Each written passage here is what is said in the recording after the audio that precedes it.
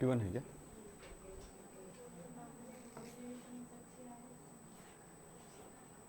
है उधर? एक मिनट रुको, ऐसे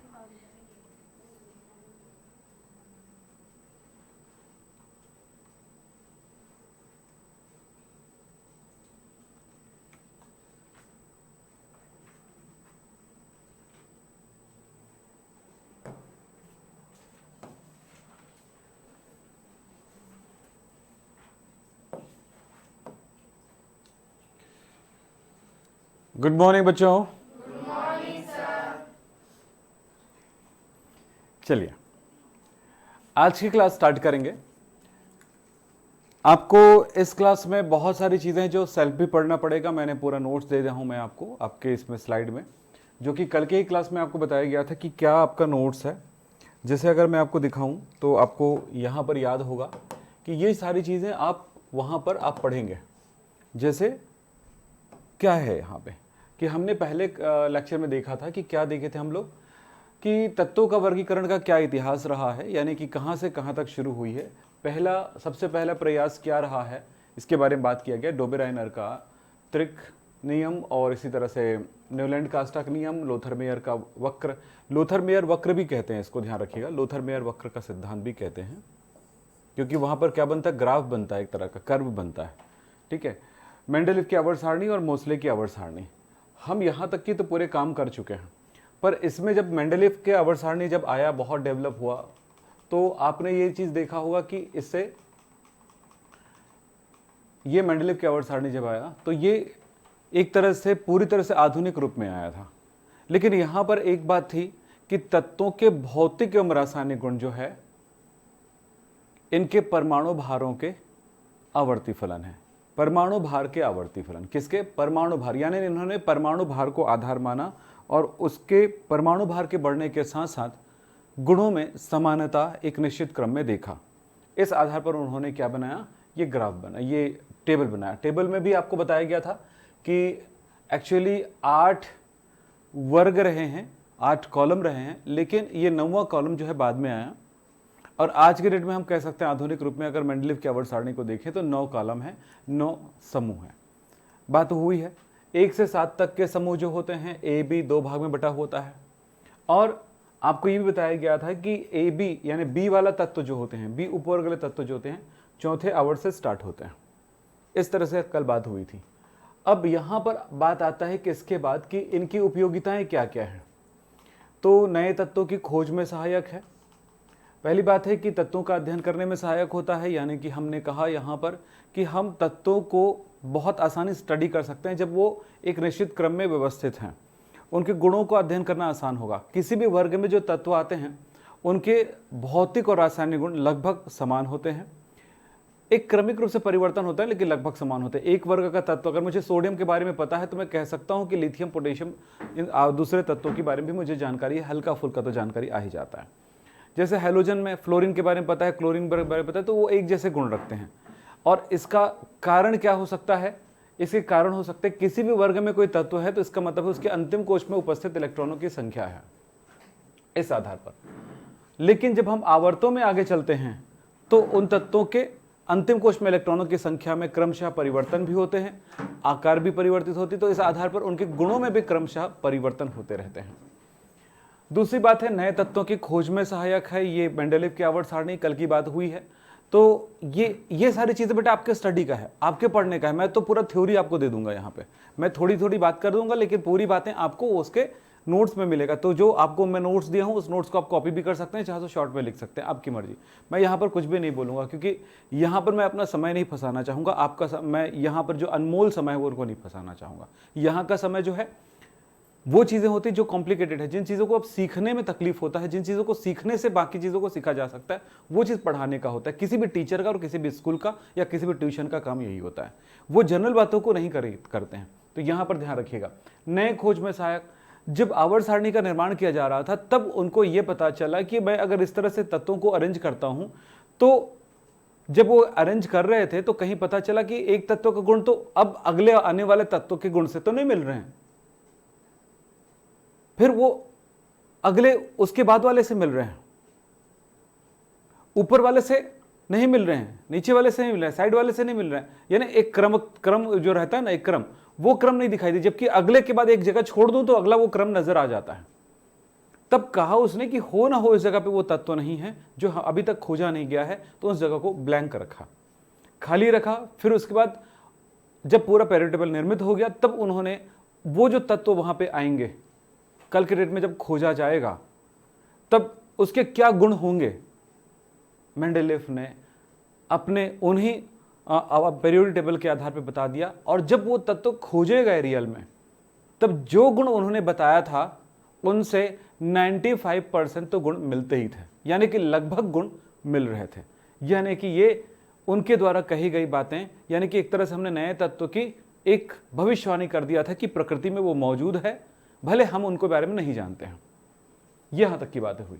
इसी तरह से परमाणु भार ज्ञात करने में सहायक, जब परमाणु भार ज्ञात करते हो तो क्या होता है, परमाणु भार बराबर 2 गुना, यहां पर तुल्यांकी भार से संबंधित है, तुल्यांकी भार गुणा संयोजकता बराबर परमाणु भार होता है। तुल्यांकी भार को प्रयोगों द्वारा ज्ञात किया जा सकता है। अब उसकी संयोजकता को हम आवर्त सारणी में ज्ञात कर सकते हैं। आपको बताया था पहले वर्ग के तत्वों की संयोजकता 1 होती है, दूसरे की 2, तीसरे की 3, पता है। तो अगर तुल्यांकी भार हम उनका पता है उस तत्व का और उसको गुणा कर देते हैं उसकी संयोजकता से, तो हम उसका परमाणु भार ज्ञात कर सकते हैं। तो इस चीज के लिए इन्होंने परमाणु, इस आधार पे इन्होंने एक व्यवस्था दी, तो परमाणु भार को ज्ञात कर सकते हैं। तो पीरियोडिक टेबल के आधार पे अणु भार ज्ञात हो जाती है, प्रयोगों के आधार पे तुल्यांकी भार ज्ञात हो जाती है, और फाइनली हमें परमाणु भार ज्ञात हो जाता है। पूरा थ्योरी मैंने लिख दिया है ना, ध्यान रखिएगा। संदिग्ध परमाणु भारों को ठीक करने में कुछ तत्वों के परमाणु भार में उनको थोड़ी सी प्रॉब्लम था कि ये ऐसा नहीं हो सकता। मैं एक एग्जांपल बताना चाहूंगा, यहां पर ध्यान दीजिएगा। ये थे परमाणु भार ज्ञात करने में, परमाणु भार बराबर तुल्यांकी भार गुणा संयोजकता, ठीक।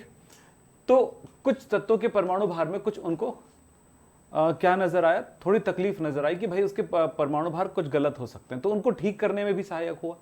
जैसे बेरिलियम एक ऐसा तत्व है जिसका परमाणु भार, जिसका तुल्यांकी भार 4.5 है। अब उस समय के लोग इसको सोच रहे थे इसकी संयोजकता कितनी है, 3 है। अब संयोजकता 3 है तो परमाणु भार कितना होता है, 13.5 होता है। जब इस बेरिलियम को मेंडेलीव रख रहे थे तो इनका स्थान जो है वो दूसरे वर्ग में आने लगा। दूसरे वर्ग में आया तो वो आवर्त सारणी में कहां पे, दूसरे वर्ग के तत्वों की संयोजकता 2 होती है। अगर इसको 2 से गुणा करा गया तो पता चला कि इसका परमाणु भार हो गया 9। यस, परमाणु भार 9 हुआ। उसके बाद और भी प्रयोग किए तो पता चला यार इसकी संयोजकता तो रियल में 2 ही है, हम गलत सोच रहे थे। तो इस तरह से परमाणु भार 9 ही है, असली में हमारी जो सोच थी वहां पर कुछ गड़बड़ हो गया था, हमारी जो प्रयोग थे थोड़े गड़बड़ हो गए थे, तो वो ठीक करने में सहायक हो गया। ये समझ रहे हैं, क्योंकि अगर हम इसको आगे रख देते तीसरे में और बोरान को इधर रख देते तो दोनों की परमाणु भार और दोनों की संयोजकताओं में गड़बड़ी हमको नजर आती। तो ये इस तरह से इन्होंने बहुत बड़ा काम कर दिया थे। फिर ये सब बातें हुई, इनके दोष क्या है, इनमें क्या कमियां हैं, तो यहां पर आपको इसके पूरे डिटेल में बात कर लेंगे आप लोग। तो याद रखना, देखो क्या लिखा है, विभिन्न गुण वाले तत्वों को एक ही वर्ग में रखा जाना। जैसे हमने वर्ग 1 कहा और उसमें ए और बी में बांटा, तब एक वर्ग के जितने भी तत्व होते हैं उनके गुणों में समानता होती है, हमने कहा। लेकिन 1A और 1B के तत्वों में बहुत बड़ी असमानताएं हैं।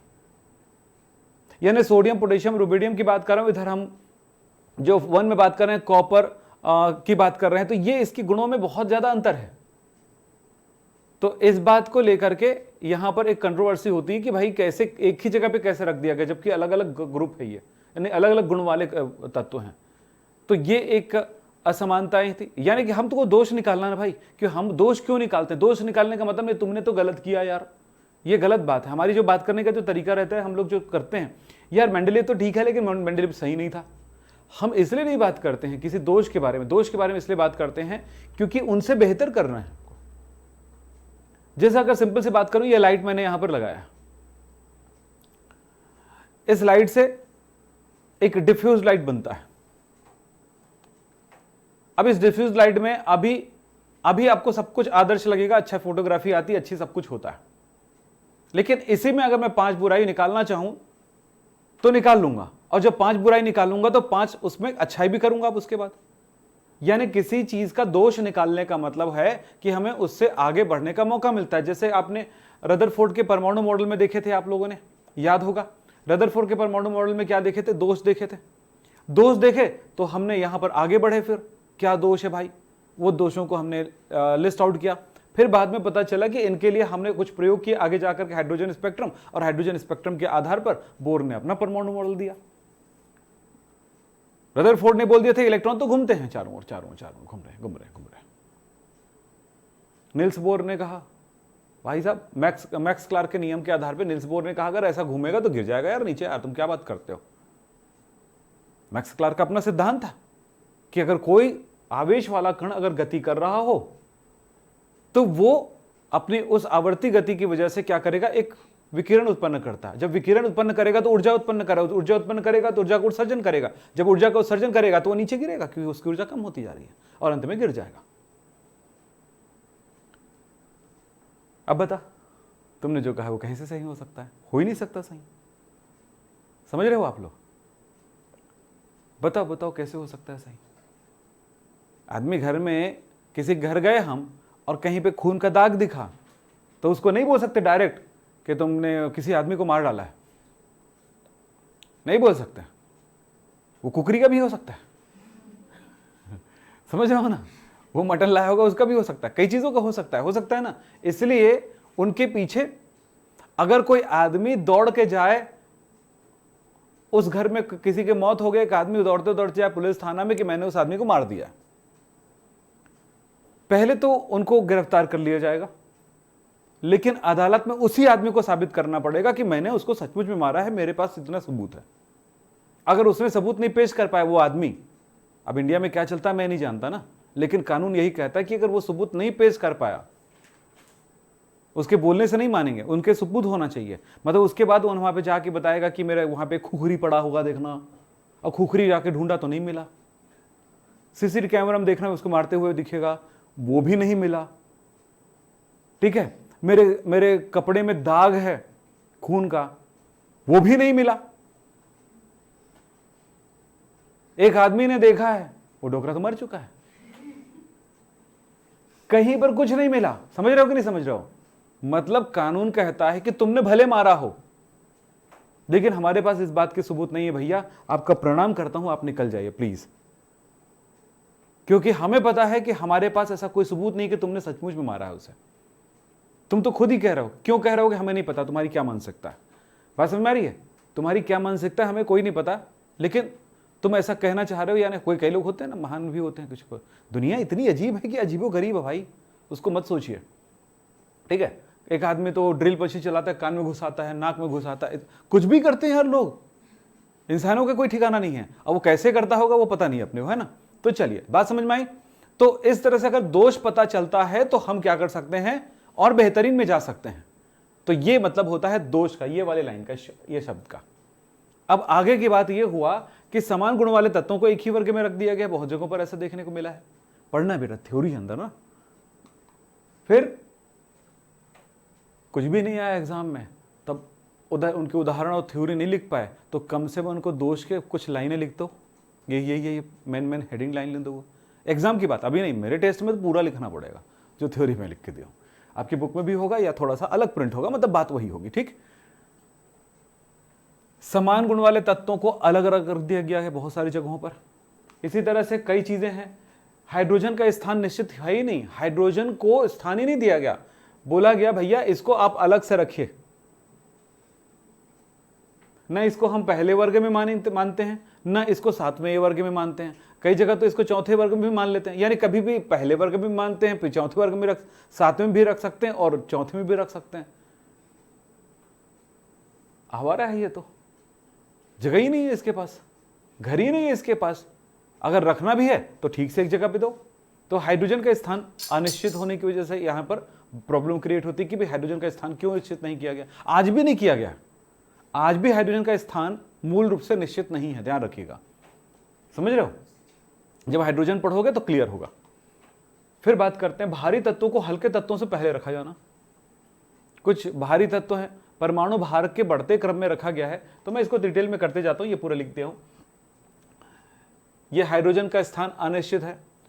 भारी तत्वों को हल्के तत्वों से पहले रखा जाना। कुछ भारी तत्व जैसे मैं एग्जांपल देता हूं, चलिए यहीं पर देखना। दो तत्व मेरे पास है, एक है आर्गन है जिसका परमाणु भार 39.9 है, और पोटेशियम इसका कितना है, 39.1 है। बोलिए आर्गन और पोटेशियम में किसको पहले रखा जाना चाहिए परमाणु भार के आधार पे? उसे, इसके बाद इसको रखना चाहिए। तो आप जब आप देखोगे तो पीरियड टेबल में आर्गन आ जाता है, उसके बाद नीचे पोटेशियम आता है। ठीक है, तो ये यहां पर है, यानी कि 18 हो जाता है आर्गन, फिर 19 में ही आता है, तो बाद में आ गया ये। तो ये बात, जब परमाणु भार के आधार पे तुम नियम बता रहे हो, नियम ने तुमने कहा ना परमाणु भार के आवर्ती फलन होते हैं, और आप यहां पर काम कर रहे हो, यार वो तो गड़बड़ हो गया, तुम्हारा परमाणु भार वाला काम सेट नहीं हो रहा है। तो ये एक दोष, ऐसे ही कुछ दोष और दिए गए हैं, मतलब कुछ और एग्जाम्पल दिए गए हैं। विभिन्न तत्वों को एक ही वर्ग में रखा जाना, भिन्न गुणों वाले मैंने बात कर लिया था। ये जैसे ये है प्रथम ए वर्ग में, वो है, दोनों के गुणों में कहीं समानता नहीं होती है। समान गुणों वाले तत्व जैसे ये कॉपर और मरकरी, इनके गुण आपस में मिलते हैं, फिर भी उनको एक ही वर्ग में नहीं रखा गया है। गोल्ड और प्लेटिनम के गुण काफी मिलते हैं, लेकिन उनको भी एक ही वर्ग में नहीं रखा गया है। ठीक है, चलिए आगे बात करते हैं। तो ये सारी चीजें, समस्थानिकों को स्थान नहीं देना। समस्थानिक तो समझते हो, वे तत्व जिनके परमाणु क्रमांक समान है लेकिन परमाणु भार अलग है। अब कार्बन के आज के डेट में समस्थानिक हमें पता है, कार्बन 12, कार्बन 14, कार्बन 13 होता है। तो इसका मतलब है परमाणु भार 12 वाले को एक अलग वर्ग, अलग जगह देना चाहिए था, 12 वाले को अलग, 13 को अलग देना चाहिए था। तुमने परमाणु भार कहा है तब बोल रहा हूं, ऐसे कहूंगा मैं इसको। ठीक है, लेकिन यह बात यहां पर नहीं सिद्ध होता है।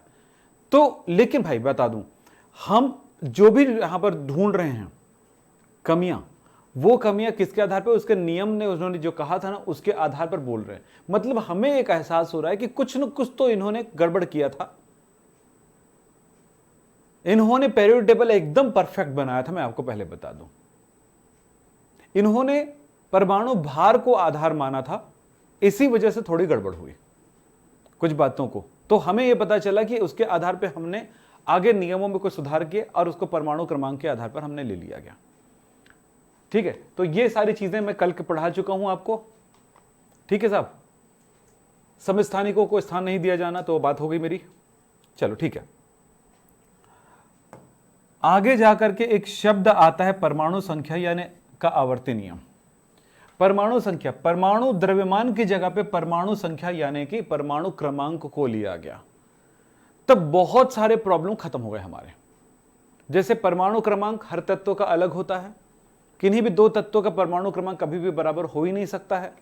अब बोले सर कैसे नहीं हो सकता? कार्बन 12, कार्बन 13, कार्बन 14 का परमाणु क्रमांक तो 6 है, लेकिन वो तीन तत्व तो एक ही है क्या? कार्बन कार्बन कार्बन ही है ना। हाइड्रोजन के 3 समस्थानिक होते हैं। ठीक है, परमाणु क्रमांक 1 1 1, परमाणु भार 1 2 3, तत्व तो एक ही है ना।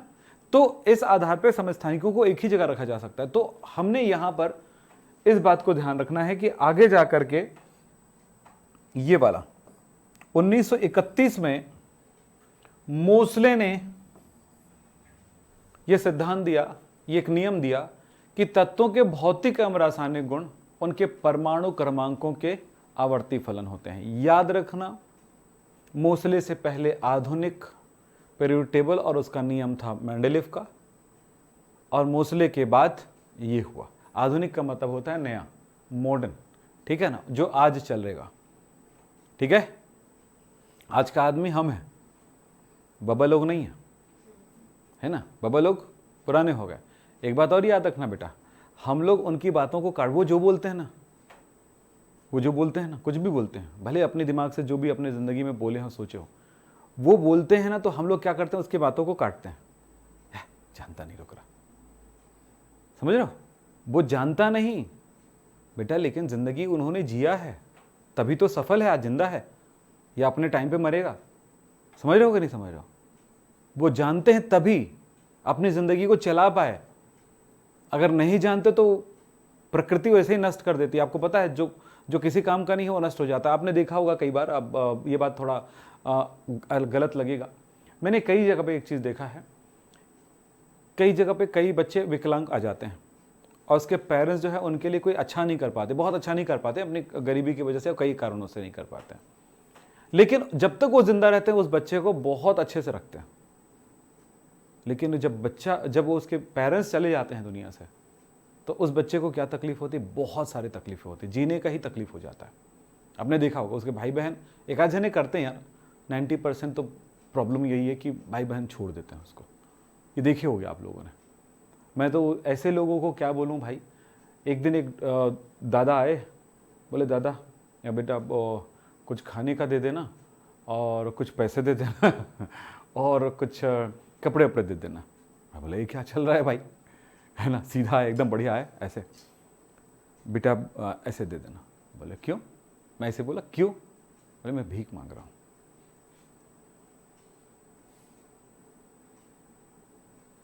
मैं चुप। अच्छा भला आदमी, एकदम साफ सुथरा सुंदर सा आदमी, गोरा आदमी, तगड़ा आदमी, मुझसे ज़्यादा तगड़ा, ये हाइट था उसका। मजाक कर रहा हूँ? बोला मैं नहीं मैं सही कह रहा हूँ। 2-3 दिन से वो खाया नहीं बेटा। मैं सोचा कि आप अच्छे आदमी होगे तो मैं आपसे मांग लेता हूँ। सोचा एक्चुअली मैं मांग नहीं सकता हूँ किसी से, तो बड़ा अजीब लगता है ना। मेरे आँख में एक दृश्य आई, दे दे बाबा आप खाने के लिए, ऐसा बोलेगा, भिखारी का ही रूल होता है। तो उसने बड़े प्यार से बोला ठीक है बैठिए। कुछ पैसे, कुछ 100 रुपये, कुछ 600-700-800 रुपये कुछ, और खाने के लिए मैं क्या दूं? तो कुछ बिस्किट के पैकेट थे बड़े बड़े, वो दे दिया मैंने। 1-2 चॉकलेट भी निकल गए, वो भी दे दिया।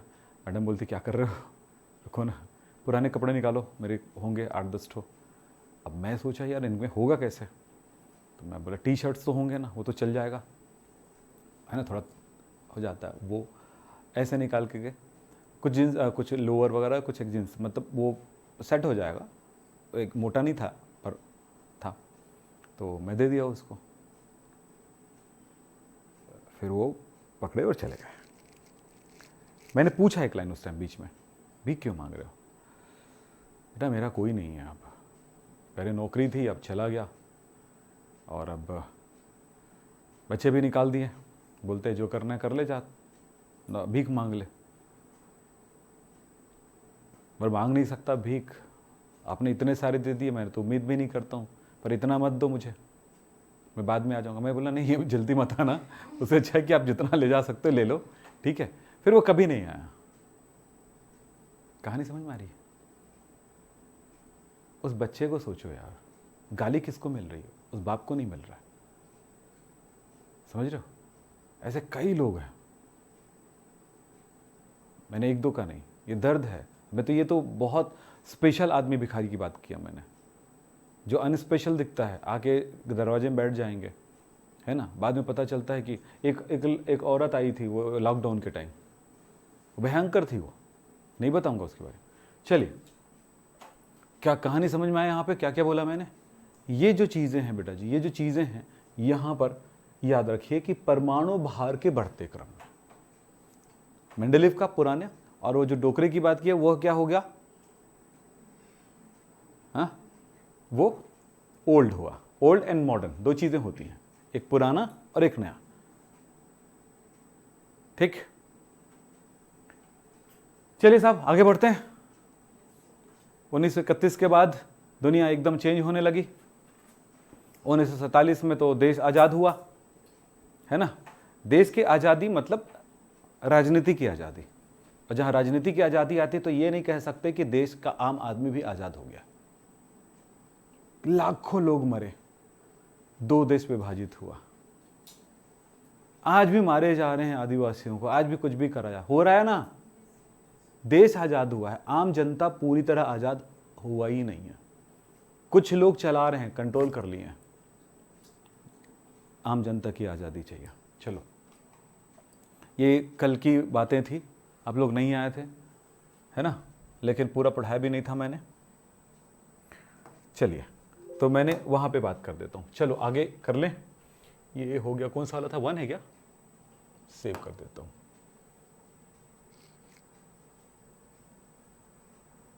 हुआ? ठीक, चलिए अब बात कर रहे थे हम यहां पे मेंडेलीव की आवर्त सारणी का नियम तो हो गया। अब पढ़ते हैं हम लोग आधुनिक आवर्त सारणी का नियम। वो कौन है? मोसले की आवर्त सारणी का नियम। इसके बारे में मैंने बात कर लिया था। तो तत्वों के भौतिक एवं रासायनिक द्रव्यमान, बोलने आता है कि नहीं आता है? दे तो बोलो।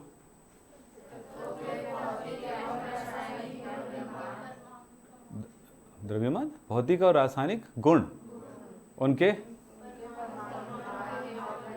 परमाणु क्रमांक के आवर्ती फलन होते हैं। इन 1931 31 थी 36 था। ठीक, चलिए ये हो गया। उसके बाद हम बात करते हैं इलेक्ट्रॉनिक विन्यास की। बात करें, आप सबको इलेक्ट्रॉनिक विन्यास पढ़ा दिया गया है ना? पढ़ा दिया गया नहीं? एसपीडीएफ के आधार पर बोलो। और मुझे लगता है कि बहुत सारी चीज़ें पढ़ा दिया गया और आपको आयन वगैरह का भी पढ़ा दिया गया। बहुत अच्छे से तैयारी करा है बेटा। अब थोड़ी स्पीड चलेगा, अब तो बहुत कुछ हो गया। अभी स्पीड नहीं होगा, इतना भयंकर स्पीड नहीं होगा। आप लोगों को क्लासेस तो 12th वाले क्लासेस से बहुत पीछे चलेगा बेटा, उतने आगे भी नहीं चल सकता। बहुत देखो बेटा, पढ़ना है तो बिल्कुल 12th वालों जैसा पढ़िए, अन्यथा मत पढ़िए। आप ये मत सोचिए कि 11th 11 जैसा पढ़ेंगे। फिलहाल बात करें आगे इलेक्ट्रॉनिक विन्यास एसपीडीएफ के आधार पे। तो हम यहाँ पर जब किसी तत्वों का इलेक्ट्रॉनिक विन्यास निकालते हैं तो आखिरी जिस सबशेल में इलेक्ट्रॉन भरता है या जिस ऑर्बिटल में भरता है उसके आधार पर तत्व को वर्गीकृत करते हैं। जैसे आखिरी इलेक्ट्रॉन एस कक्षक में भरा तो उस तत्व को एस ब्लॉक तत्व कहेंगे। आधुनिक आवर्त सारणी कैसे बनी? देखिए, तो कुछ तत्व ऐसे होंगे जिसके इलेक्ट्रॉनिक विन्यास आखिरी में NS1 होगा। N मतलब आवर्त की संख्या, कोशों की संख्या आखिरी। तो यहां पर ये जो 1 है, एक वर्ग हुआ, दूसरा NS2 हुआ, यानी ये पहला वर्ग हुआ और ये दूसरा वर्ग हुआ, है ना? फिर इसके बाद D वाला स्टार्ट होता है 4 से, फिर P वाला P1 P2 P, तो P में देखो, इसमें 2 इलेक्ट्रॉन भरते हैं, इसमें 6 भरते हैं, इसमें 10 भरते हैं, इसमें 14 भरते हैं। तो S का 2 वर्ग मिलेगा, P का 6 वर्ग मिलेगा, है ना, और D का 10 और F का 14। जो F का 14 वर्ग है, जिसको बोलते हैं दुर्लभ मृदा तत्व, जिसमें लिखा हुआ, उसको सही आवर्त सारणी के अंदर स्थान नहीं दिया गया था। एक भी दोष है ये भी, जिसको बाहर दिया गया है, वहां पर बात हुई थी। तो वो दोषों में है कुछ एग्जाम्पल्स। तो अब ये दोष कहें या जो भी कहें, अगर हम F ब्लॉक तत्वों को अगर वैसे ही जैसे कि S P फिर D फिर F आना चाहिए नहीं था, S P के बाद एक जमाना आता है जब D में इलेक्ट्रॉन भरने लगता है तो उसके अंदर भरने लगते हैं S से, तो इसलिए वो बीच में आ जाता है। फिर उसके बाद आएगा, फिर इलेक्ट्रॉनिक विन्यास बड़ा होने लगेगा, तत्व बड़ा होने लगेगा, तो क्या होगा? फिर वो छठवें में आने लगेगा कौन सा? F block. तो पीरियड टेबल को फिर से खींचना पड़ जाएगा 14 तत्वों के लिए। तो वो पीरियड टेबल कैसे दिखता? फिर ऐसे दिखता, फिर इसके बाद ये ऐसे नहीं दिखेगा, फिर ये इसके बाद ऐसा हो जाता, फिर इसके बाद ये दिखाई देता 10 तत्वों के लिए, फिर ये, फिर 6। तो ये ऐसे हो जाता, फिर S F D P ऐसा हो जाता। फिर समझ रहे हो? तो इसीलिए ये क्या हुआ है कि ये ऐसे में तो पीरियड टेबल एकदम लंबा हो गया, उसको देख पाना समझ पाना मुश्किल हो जाएगा। तो हमने क्या किया, यहाँ पर थोड़ा सा गड़बड़ी होती है, ज़्यादा 2 ही लाइन के लिए हम इतना बड़ा पीरियड टेबल को क्यों खींच दें, इसलिए इसको नीचे गिरा करके अलग से रख दिया गया। तो ये भी माना जाता है, यहाँ पर ऐसे टिक लगा रहता है कि यहाँ का भाग है और ये यहाँ का भाग है। रख देते हैं कि नहीं रख देते हैं? इसीलिए। चलिए साहब आगे बात करते हैं। ये देखिएगा, ये दोनों तत्व यहाँ पर देखिए, आवर्त लिखा है 6 का, ये 7 का, और यही लिख दिया गया। देखिए यहाँ पर ये यहाँ का भाग है और ये यहाँ का भाग है। ठीक, अब इसको दिखाऊंगा तो गंदा हो जाएगा। तो पीरियड टेबल आपको पता है कि इसमें इलेक्ट्रॉनिक विन्यास क्या, S1 S2 D1 D2 D3 D4 D5 D6 D7 D8 D9 D10 P1 P2 P3 P4 P5 and P6। और ये हीलियम को अगर सोचें तो ये S2 होगा, यानी कि असल में ये यहाँ का तत्व है इलेक्ट्रॉनिक विन्यास के आधार पर, है ना। अब वहाँ पे क्यों रख दिया गया? कारण था उसका गुण। जैसे ये सारे तत्व अक्रिय गैसें हैं और हीलियम भी अक्रिय। अक्रिय मतलब उसकी कोई संयोजकता नहीं है, तो किसी से बंध बनाने की क्षमता ही नहीं रखता, तो रिएक्शन ही नहीं करेगा। जब रिएक्शन नहीं करता तो वैसे ही गैस है, वो भी अक्रिय है। तो इसी कारण से उनको अलग रखा गया, तब एक ग्रुप बन गया। हमेशा याद रखना कि पूरी बातें, किसी भी वर्ग में कोई तत्व है तो उनके गुणों में काफ़ी समानता होगी। जैसे इसको हैलोजन ग्रुप कहते हैं। अब देखो सुनिए, पहले वर्ग के तत्वों को कहा जाता है क्षारीय धातुएं। नाम याद करते जाइएगा, लिखाऊंगा नहीं, आप लोग लिख लीजिए, वीडियो देख के लिख लीजिएगा। क्षारीय धातुएं। दूसरे वर्ग को कहते हैं क्षारीय मृदा धातुएं। ठीक, ये कहलाता है बोरॉन फैमिली। बोरॉन से स्टार्ट होता है इसलिए। इसको कहते हैं कार्बन फैमिली। इसको कहते हैं निकोजन फैमिली। नाइट्रोजन से है निकोजन, ठीक है।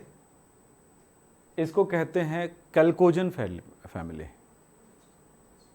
साम सुने। और अगले वाले को कहते हैं हेलोजन फैमिली, है ना, हेलोजन। फिर ये अक्रिय गैस है, निष्क्रिय गैस है ना, उत्कृष्ट गैस है। बहुत सारे नाम रखती है कि जब जो चीज़ ज़्यादा लोगों को पसंद आ जाता है उनके बारे में नाम भी बहुत सारे हो जाते हैं। ओ मुनु, हाँ हो गया एक ठो नाम। दूसरा अरे पप्पी, हाँ पप्पी भी हो गया। अच्छा, एक ओ बिट्टू, वो भी हो गया। अच्छा, है ना, बस एक से एक नाम हो जाता है। ऐसे ऐसे नाम कि आप कभी सोच नहीं सकते। बच्चा खुद भी कंफ्यूज रहता है, कितने सारे नाम है यार, मेरे को नहीं, जो बोलना है बोल दिया करो, मेरे को समझ में आ जाएगा। ऐसी हालत हो जाती है, ठीक है। बाद में बड़े होते होते होते होते सारे नाम इधर उधर कटते जाते हैं, कटते जाते हैं, कटते जाते हैं। फिर एक आठो बचता है, कई जने का एक भी नहीं बचता है। पूछे क्या नाम है, क्या नाम है, ये क्या नाम है, नहीं ऐसे मेरे को बुलाते हैं तो मेरे को लगता है मेरा नाम वही है। ऐसी भी कहानी। चलिए साहब आगे बात करते हैं, है ना। तो चलते हैं आगे। हाँ बेटा चलो, हम बात करेंगे तत्वों को 4 भागों में बांटा गया, 4 ब्लॉक्स में बांटा गया। S block element, P block element, D block elements. थोड़ा सा ध्यान रखेंगे, हम कुछ शब्दों को ध्यान रखें। अक्रिय या उत्कृष्ट गैसें कहते हैं, एक विशेष प्रकार का तत्व। दूसरा तत्व प्रतिनिधि तत्व कहेंगे कुछ तत्वों को, है ना। एस ब्लॉक, पी ब्लॉक तत्वों को प्रतिनिधि तत्व कहते हैं। क्यों? क्योंकि उसमें कुछ तत्वों की अगर गुण पता चल गया तो उसके नीचे के तत्वों के बारे में पता चल जाएगा। संक्रमण तत्व डी ब्लॉक तत्वों में आते हैं ये, और इसी तरह से अंतः संक्रमण तत्व। तो इस चीज़ को थोड़ा समझना, इन नामों के आधार प्रश्न आते हैं कि प्रतिनिधि तत्व किसे कहते हैं, या इस तरह से चीज़ें। उत्कृष्ट गैसें कौन से वर्ग में आएगा? 18वें वर्ग के तत्व होते हैं। इसके बाहरी कोश का इलेक्ट्रॉनिक विन्यास होगा, अंतिम कोश में 8 इलेक्ट्रॉन है, तो इलेक्ट्रॉनिक विन्यास होगा NH2 NP6 लास्ट। इसका इलेक्ट्रॉनिक विन्यास क्या होगा? NH2 NP6।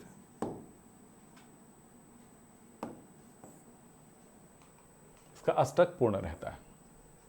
इसमें कौन कौन से तत्व आते हैं पता है ना?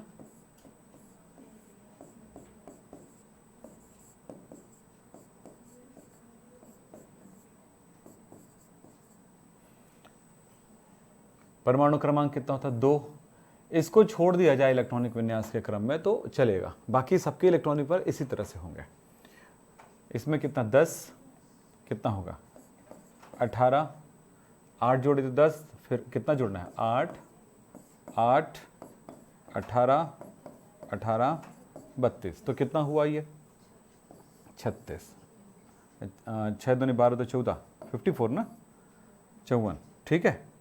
और ये कितना? 56 86 86, ठीक। तो ये परमाणु क्रमांक हुआ। कुछ भी रट्टा मारने की जरूरत नहीं पड़ती बेटा, बस कुछ चीज़ों को याद रखना पड़ता है। यहाँ पर देखो, याद भी रख, लाइफ में एक ही चीज़ नहीं होता है कि आदमी सिर्फ रट ले, आदमी सिर्फ रट ले वो भी काम नहीं चलेगा, आदमी सिर्फ दिमाग लगा ले तो भी काम नहीं चलेगा। कंप्यूटर में दोनों होता है, दिमाग वाला प्रोसेस भी होता है और याद रखने के लिए पोर्शन होता है। और अक्सर बोलते हैं हमारे कंप्यूटर की मेमोरी कितनी है, बहुत मायने रखता है हमारी मेमोरी। मेमोरी जितनी रहेगी आपके पास उतना ही ज्ञान रहेगा, और उसको यूज़ करने का मशीन भी अच्छी रहनी चाहिए। तो प्रोसेसर कैसा है, समझ में आया? प्रोसेसर कैसा है, तो प्रोसेसर क्या करेगा, वो उसका दिमाग है, कौन सा वाला? प्रोसेसिंग करने का। तो आपका प्रोसेसिंग भी अच्छी होनी चाहिए और आपका याददाश्त भी अच्छा होना चाहिए, ठीक है। तो ये याद रखिए। अब इंसान का पूछ नहीं सकते ना इसका कितना होगा, सर वो 5 GB का है, नहीं बे उसका तो 20 TB है। अरे बाप रे, तो ये ऐसी बात है। तो 5 GB वाले कोई पूछे, अगर ऐसा होता है यहाँ से ऐसा कुछ निकालने का डेटा, तो किसी भी कंपनी में जाते हैं ना, तो कंपनी में वो आपका वो देखते हैं स्पेसिफिकेशन, है ना, रिज्यूम ना करके वो थोड़ा अलग स्पेसिफिक्स आती है ना, तो क्या आता तो आता अच्छा इसकी मेमोरी इतनी है, इतनी है, इतनी है, इतनी है, ओके ओके ओके ठीक है, चलो ठीक है, आ जाओ, ठीक है। तो ऐसा होता, तो ऐसा नहीं होता ना। और वैसा हो जाए तो फिर इंसान की जो औकात है ना बेटा, उसकी क्वालिटी पे है, उसके काम के पे ध्यान रखिएगा। आगे चले, प्रतिनिधि तत्व किसको कहेंगे? देखो यहां पर ये बंद क्यों कर दिया मैंने, हाँ, एस ब्लॉक तथा पी ब्लॉक के सभी तत्व को प्रतिनिधि तत्व कहते हैं। क्या कहते हैं? प्रतिनिधि तत्व, रिप्रेजेंटेटिव एलिमेंट्स। मैं ज़्यादा नहीं खींच रहा हूँ, आपको उसके बारे में बताया मैंने, आप उसको चाहो तो डिटेल में और कर सकते हो, जितना मैं आपको बता रहा हूँ उस पर काम करिएगा। तो कल के दिन में प्रश्न आएगा कि प्रतिनिधि तत्व किसको कहते हैं, तब बता सकते हैं, ठीक है। फिर देखें यहाँ पर एक शब्द आता है एस ब्लॉक एलिमेंट, वे तत्व जिनके अंतिम इलेक्ट्रॉन एस कक्षक में भरता है, एस ब्लॉक तत्व कहलाता है। इसके गुणों के बारे में बात करते हैं। नहीं लिखा है क्या? कुछ नहीं लिखा है, चलिए क्या लिखोगे? वे तत्व जिनके अंतिम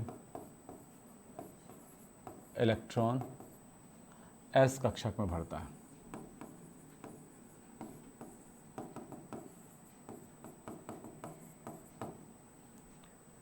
समूह कौन कौन से आएंगे इसमें? समूह आएगा 1 और 2। इसका इलेक्ट्रॉनिक विन्यास क्या मिलेगा? इलेक्ट्रॉनिक कॉन्फ़िगरेशन क्या मिलेगा? S1 और NS2। इसको हमने एक और समूह के नाम लेते हैं 1A, और इसको 2A भी लिखते हैं, है ना, ऐसा भी लिख सकते हैं। इसमें कौन कौन आता है?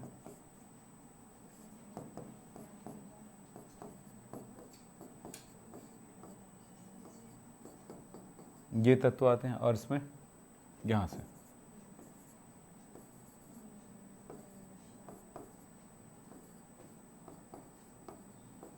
ये आते हैं। आवर्त में n की वैल्यू यहाँ पर तो कितना होगा? 1 2 3 4 5 6 7। अगर मैं कहूँ इसका इलेक्ट्रॉनिक विन्यास क्या है, तो क्या कहोगे? Rb का लास्ट इलेक्ट्रॉनिक विन्यास क्या है? n है 5s1, ठीक है। किसी का भी निकाल लो। Mg का कितना होगा? Mg का बोलो 3s, क्लियर है? हाँ, एग्जैक्ट डायरेक्ट निकल जाती है, कुछ नहीं करने का। तो यही आवर्त सारणी में आपने सीखा है। चलिए, एस ब्लॉक तत्वों के क्या गुण होते हैं? ये मुलायम तत्व होते हैं, बहुत ही क्रियाशील तत्व होते हैं।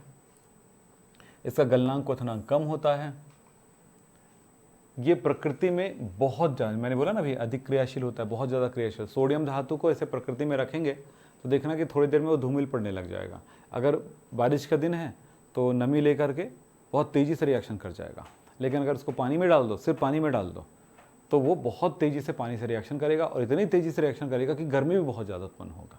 और गर्मी इतना उत्पन्न हो जाता है कि वहाँ जब पानी से रिएक्शन कर रहा होता है तो सोडियम हाइड्रोक्साइड बन रहा होता है, साथ में हाइड्रोजन गैस भी बनता है। तो हाइड्रोजन गैस और तापमान 600 डिग्री सेल्सियस से अधिक हो गया उस जगह पे, तो फिर वो आग लग जाती है, और इस तरह से आप जलते हुए देखोगे उसको, पानी में जलते हुए देखोगे। किसको? सोडियम को। पोटेशियम को ऐसा करें तो फिर वो तो भयानक रूप से चलेगा, और नीचे आएंगे तो और ज़्यादा तेज हो जाएगा। अगर सोडियम के ऊपर लिथियम है तो लिथियम बहुत धीरे धीरे रिएक्शन करेगा। मैं तो सो रहा हूँ, चलिए आगे चलिए। इसमें अधिकतर ज्वाला विशिष्ट रंग प्रदर्शित करते हैं, ठीक है। देखो, अधिकतर तत्व जो थे ज्वाला रंग, ज्वाला रंग मतलब क्या होता है? ज्वाला में विशिष्ट रंग प्रदर्शित करते हैं। ज्वाला मतलब क्या होता है? आग, है ना। बुनसन बर्नर है या आपके घर में जो गैस का बर्नर है, उसमें एक नीले रंग की ज्वाला जल रही होती है ना। लाइट में दिखता भी नहीं है जल भी रहे कि नहीं रहा है ना। खासतौर पे धूप में काम करने गए हो और कुछ खाना वाना बना रहे हो तो बड़ा मुश्किल हो जाता है, आग जल रही कि नहीं। हाँ अच्छा जल रहा है ऐसे पता चलता है जल रहा है कि नहीं, है ना। तो और बुझ भी गया, मतलब अब उधर उसके बाद फिर वो बुझ गया, ठीक है। और अब खाना वाना बस दो तो खेल रहे हैं बढ़िया अच्छे से, हवा चली बुझ गया। खाना बन रहा है, उबल नहीं रहा, फिर चले गए, फिर भी उंगली डाल के एक बार और फेंकना पड़ेगा, है ना, टेस्टर डाल के देखना, हाँ ठीक है ठीक है, तो वो नहीं, फिर अगर नहीं डाले तो पता चला 2 घंटे तक बने ही नहीं, और 2 घंटे बाद शाम हुआ तो पता चला खाना ही नहीं आई, तो आग नहीं जल रही थी। ठीक है, फिर रात में भूखे सोने पड़ जाएंगे जंगल में। तो चलिए, यहां पर बात कर रहे थे हम लोग ज्वाला। उस ज्वाला रंग में अगर कभी नमक गिर जाए तो आपने देखा होगा चट चट चट बजता है और हल्के पीले रंग की, अच्छे पीले रंग की, तेज पीले रंग की प्रकाश आती है। दिवाली में कुछ माचिस आता है जिसमें अलग अलग कलर दिखाई देता होगा, आपने देखा होगा, है ना। तो इन्हीं वर्ग के तत्वों को लेकर के रहता है। तो इनमें कौन सा रंग देगा वो हम लोग जब एस ब्लॉक एलिमेंट पढ़ेंगे तब बात करेंगे। ठीक, चलिए। तो ज्वाला रंग प्रदान करती है, ये इलेक्ट्रॉन त्याग कर आयनिक यौगिक बनाता है, यानी पॉजिटिव आयन बनाता है। इसकी ऑक्सीडेशन नंबर कितना होता है? +1 +2। पहले वाले का +1 और दूसरे वाले का +2, क्योंकि 2 वर्ग है ना इसके साथ, तो दोनों के बारे में बात करेगा।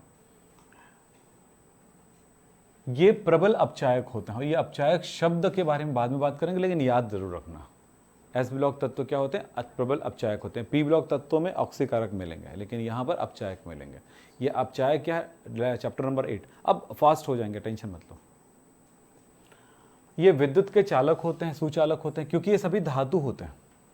याद रखना, हाइड्रोजन को छोड़ करके एस ब्लॉक तत्वों में सभी धातु है, ये भी याद रखना। ये सभी धातु तत्व होते हैं, कहीं पे होगा तो बताते हैं। ये लिखा है हाइड्रोजन इलेक्ट्रॉनिक विन्यास को भी 4 धातुओं के साथ रखा गया है, परंतु यह इस परिवार का सदस्य नहीं है। कई गुणों के आधार पर इसमें रखा गया है। जैसे इसमें आने वाले सभी तत्व ठोस होते हैं। हाइड्रोजन गैस है, परिवार से अलग, सबके सब गोरे हैं, एकदम चकचक बिलवा है, परिवार से अलग। सबके सब नाटे हैं, ये बहुत लंबे हैं, परिवार से अलग, है ना। सबके सब, है ना, उसके आंखें नीली है, इसके आंखें काली है, परिवार से अलग। कई अलग अलग चीज़ें हैं, तो वही कहानी इसके साथ है। अब सोच लेना कौन कौन से गुण हैं जिसके बारे में बात करूंगा। तो इसके डिटेलिंग जो है वो एक्चुअली चैप्टर नंबर 9 में मिलने वाला है। हर चीज़ बेटा अलग अलग चैप्टर में आएगा पूरा फैल के, बस यहाँ पर शॉर्ट नॉलेज की जरूरत है, तो शॉर्ट नॉलेज को यहाँ पर याद रखना है आपको। पी ब्लॉक एलिमेंट्स, हाँ, जब मैं एस ब्लॉक एलिमेंट पढ़ाऊंगा जिस टाइम पे, ये पूरा याद रहना चाहिए जो मैंने आपको कहा है। वहाँ पे जाने के बाद ये नहीं कि सर याद नहीं है, भूल गए, वो नहीं चलता, है ना। तो ये सब चीज़ें आपकी कॉपी में, बहुत सारे नोट्स लिखने पड़ेंगे, ध्यान रखिएगा, ये चैप्टर्स बहुत सारे नोट्स कराता है। पी ब्लॉक तत्व के गुण। पी ब्लॉक तत्व किसको कहते हैं आपको बताया था, बोलो क्या परिभाषा होगी? वे तत्व जिनके अंतिम इलेक्ट्रॉन पी कक्षक में हाँ, वे तत्व जिनके अंतिम इलेक्ट्रॉन पी कक्षक में भरते हैं। इसका जैसे इसका इलेक्ट्रॉनिक विन्यास क्या मिला था हमें? अरे परिभाषा यहाँ तो ये हो गया, ये तो इसके संयोजी इलेक्ट्रॉनिक विन्यास क्या होगा? संयोजी कोश इलेक्ट्रॉनिक विन्यास क्या होगा?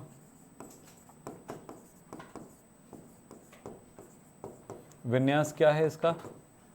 विन्यास है NS122, ठीक है।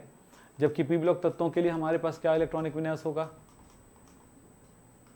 उनके आप लिख लेना ना, तो इसका इलेक्ट्रॉनिक विन्यास क्या होगा? इसका इलेक्ट्रॉनिक विन्यास क्या होगा? NS2NP126। सही है, ऐसे लिखना है। सामान्य इलेक्ट्रॉनिक एस ब्लॉक तत्व का सामान्य इलेक्ट्रॉनिक विन्यास क्या है? NS1 से 2। इसमें क्या होता है? NS2 होगा ही होगा, क्योंकि S में जब इलेक्ट्रॉन नहीं भरेगा तो P में जाएगा ही नहीं। पहला है कोई भी, मैं P ब्लॉक एलिमेंट्स हूं, तो ठीक है, आओ P ब्लॉक। नहीं मेरा भाई भी आएगा। अभी वो कब से आ गया? तू आया P और बोला S को, तो S को लेके आएगा। D ब्लॉक में भी जाओगे तो वो भी लेके आएगा, सब S को लेके आता, बड़ा प्यारा है वो, है ना, उसके बगैर कुछ नहीं होता है। हम भी इलेक्ट्रॉन जब भी भरने शुरू हुआ तो आपने देखा होगा, पहले ऊपर वाले S में भर लो, फिर मेरे तब आना, यानी अगला बढ़ा देता है तब मेरे पास आना। हर बार हुआ है कि नहीं होता? P ब्लॉक में तो P से S में चला गया, लेकिन जब D में गया तो पहले S से हो क्या हो यार, हुआ कि नहीं हुआ? इसलिए S में इलेक्ट्रॉन भरता जरूर है। चलिए सर, तो आगे बात करें। पी ब्लॉक तत्व ये धातु, अधातु, उपधातु तीनों होते हैं।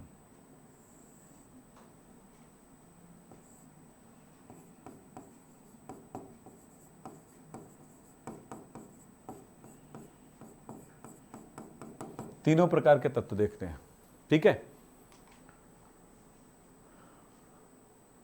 लिखा है ऊपर से जब नीचे आते हैं तो धात्विक गुणों में वृद्धि होती है। यानी ऊपर वाला तत्व जैसे बोरॉन है, अधातु है, लेकिन एल्यूमिनियम धातु हो गया। उसके नीचे वाला और भी तत्व मिलेंगे, उसके धात्विक गुणों में वृद्धि होती जाती है। ये सब आप नोट करके आ जाइएगा और फिर मैं कल इसको समझा दूंगा आपको। तो ऊपर से नीचे आएंगे तो क्या होगा बेटा, धात्विक गुणों में वृद्धि होगी, लेकिन ऐसे जाएंगे, इस तरफ जाते हैं तो धात्विक गुणों में कमी आती है। धात्विक गुण के बारे में बात कर रहा हूँ। ठीक है, कौन सा गुण की बात कर रहा हूँ, धात्विक गुण। यानी इसका मतलब है ऊपर वाला अधातु होगा तो नीचे वाला धातु होगा। आपने देखेंगे कि जैसे अगर कार्बन वाले ग्रुप में चले जाते हैं तो कार्बन अधातु है, फिर उसके बाद कौन है, सिलिकॉन उपधातु है, जर्मेनियम उपधातु है। तो इसी तरह से फिर नीचे आएंगे लेड तक तो धातु हो जाता है। तो ऊपर से नीचे आएंगे तो तत्वों के गुणों में अधातु से धात्विक गुणों की तरफ वृद्धि होती है। मुख्यतः ससंयोजी प्रकृति के होते हैं, यानी ये वर्ग तत्व जो होते हैं अधिकांश ससंयोजी यौगिक बनाते हैं। परिवर्ती संयोजकताएं कुछ जगहों पर देखने को मिलता है। जैसे आप देखोगे सल्फर की ऑक्सीकरण संख्या -2 है, +2 भी मिलता है, +4 भी मिलता है और +6 भी मिलता है। तो इस तरह से कई तत्व ऐसे हैं जिसकी संयोजकताएं 2 से अधिक मिलेंगे, लेकिन हाँ नॉर्मली वो सिंगल संयोजकता वाले ही होते हैं। डी ब्लॉक तत्वों में देखने को मिलता है बहुत सारी संयोजकताएं। फिलहाल अब ये चीज़ें मैं बता दूं लास्ट में। तो बाएं से दाएं जाने पर अपचायक गुणों में कमी आती है, यानी कि ऑक्सीकारक गुणों में वृद्धि होती है। ये सब याद रखना है आपको। अधिकांश तत्वों के ऑक्साइडों की प्रकृति अम्लीय होगा, जबकि एस ब्लॉक तत्वों की बात करें तो वहाँ के ऑक्साइड जो होगा क्षारीय होगा। बहुत सारी चीज़ें एक दूसरे को पढ़ेंगे ना तो कुछ चीज़ें उनके बारे में नहीं लिखा वो भी हमको क्लियर याद हो जाएगा। ठीक है, तो दोनों में अंतर लिख के, तो कल आपका होमवर्क रहेगा दोनों में अंतर लिख के लाना है। ठीक है, अंतर एक टेबल बना के लाना है। सामान्यतः वर्ग में तत्वों की क्रियाशीलता नीचे की ओर घटती है। एस ब्लॉक तत्वों की क्रियाशीलता नीचे की ओर बढ़ती है, पी ब्लॉक तत्वों की क्रियाशीलता नीचे की ओर घटती है। ये थोड़ा अलग देखने को मिलेगा इसको। 18 वर्ग के जो तत्व होते हैं उत्कृष्ट गैसें होती हैं। ठीक है, इनका इलेक्ट्रॉनिक विन्यास ये होता है, इनको एस ब्लॉक तत्व ही मानेंगे क्योंकि अंतिम इलेक्ट्रॉन एस कक्षक में ही भर रहा है। 17 वर्ग में उपस्थित तत्वों को हैलोजन कहते हैं, समुद्री लवण यानी लवण बनाने वाला तत्व। हीलियम 18 वर्ग का प्रथम सदस्य है, जो कि एक अपवाद है क्योंकि इसका आखिरी इलेक्ट्रॉन कहाँ भरता है, एस में भरता है। तो ये एस ब्लॉक तत्व तो है नहीं है, फिर भी इनको इस वर्ग में रखा गया क्योंकि इनके गुणों में इस वर्ग के तत्वों से समानता होती है। बाकी आज की बातें यहीं पे समाप्त करेंगे। कल पढ़ेंगे D block element, F block elements और उसके बाद हम बढ़ जाएंगे इस चैप्टर के सबसे महत्वपूर्ण टॉपिक की तरफ। ये सारी चीज़ें आपकी थ्योरी में हैं और इन चीज़ों को याद करने पड़ते हैं। अगर आप मुझे बोलोगे सर समझा दो, मैं 50 समझा दूंगा, 5 दिन तक समझाऊंगा ना, 6वें दिन में पूछूंगा तो 1 लाइन का जवाब नहीं मिलेगा। मेरे समझाने से नहीं, आपकी मेहनत वाला पार्ट है ये। तो ये पूरा थ्योरी आपकी कॉपी में आ गई। आज की क्लास समाप्त करते हैं यहीं पे। धन्यवाद। Okay, thank you.